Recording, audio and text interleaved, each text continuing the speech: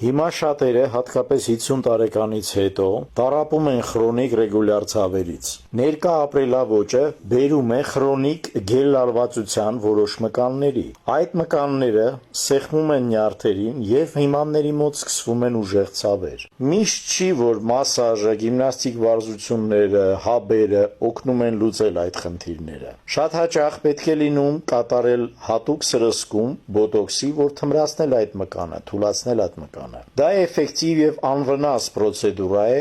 եւ շատ հաճախ օգնում է ցավերին, որոնք լինում են մեջքի հատվածում, գոտկատեղում, թիակների միջև, պարանոցում, ծնկերում եւ ոտնաթաթերում։ Էլ չեմ ասում, որ շատ հաճախ նա էֆեկտիվ է լինում նաեւ գլխացավերի եւ միգրենոզ պրիստուպների ժամանակ։ Շատ կարևոր է, որ այդ ներարկումները կատարվեն հատուկ սոնոգրաֆիայի ապարատի նավիգացիայի օգնությամբ։ Դուք կարող եք զանգահարել, մեզ պատմել այդ ցավերի մասին,